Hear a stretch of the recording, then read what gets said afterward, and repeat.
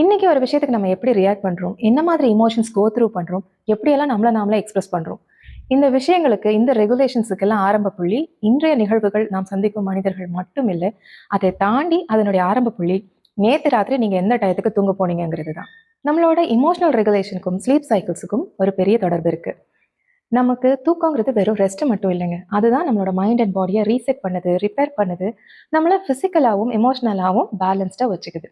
இது தடைப்படும் போது, சரியான தூக்கம், நிறைவான தூக்கம் நமக்கு கிடைக்காத போது, நம்மளோட emotions, anxiety, increased stress levels, கோபம், குழப்பம்னு மானாவாரியா வெளிப்பட்டுடும். இன்ஃபேக்ட் எமோஷன்ஸ் சரியா ரெகுலேட் ஆகாததுனால நம்மளோட எண்ட்ல இருந்தே சில விஷயங்களை காம்ப்ளிகேட் பண்ணிப்போம்.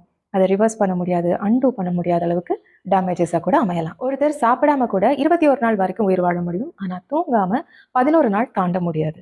ஏன்னா நம்மளோட பயாலஜிக்கல் கிளாக் 24 மணி நேரம் குறிப்புள்ள ஒரு பயாலஜிக்கல் கிளாக் நம்ம உடம்புல இருக்கு. சர்க்காடியன் ரிதம்ஸ், ஃபார் எக்ஸாம்பிள் உங்களோட sleep wake cycle, hormone secretions, night மெலட்டானின் வேணும், காலையில் கார்டிசால் லெவல்ஸ் வந்து இன்க்ரீஸ்டாக இருக்கும். ஸோ இந்த மாதிரியான விஷயங்களை சிங்க்ரோனைஸ் பண்ணுறது, ரெகுலேட் பண்ணுறதுக்கு தூக்கங்கிறது ஒரு பெரிய பாலம் அண்ட் அத்தியாவசியமும் கூட.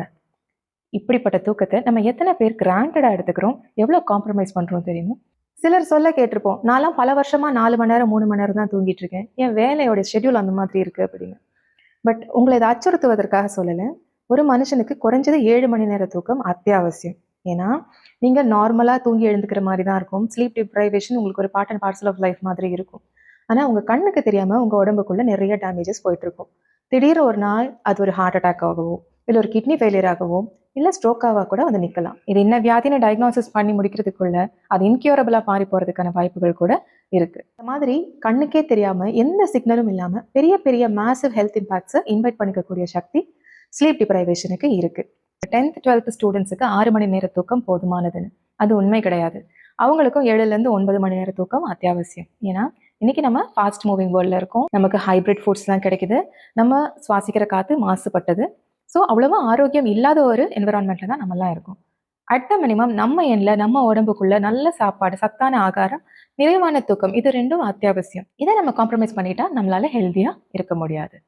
இன்னைக்கு 10th and 12th ஸ்டூடெண்ட்ஸுக்கு இருக்கிற ப்ரெஷர் அதிகம், எக்ஸ்பெக்டேஷன்ஸ் அதிகம். ஸோ ஏற்கனவே அவங்களுக்கு கொஞ்சம் கொஞ்சம் ஆங்ஸைட்டி, கொஞ்சம் கொஞ்சம் சப்ரெஷன் எல்லாம் இருக்கும்.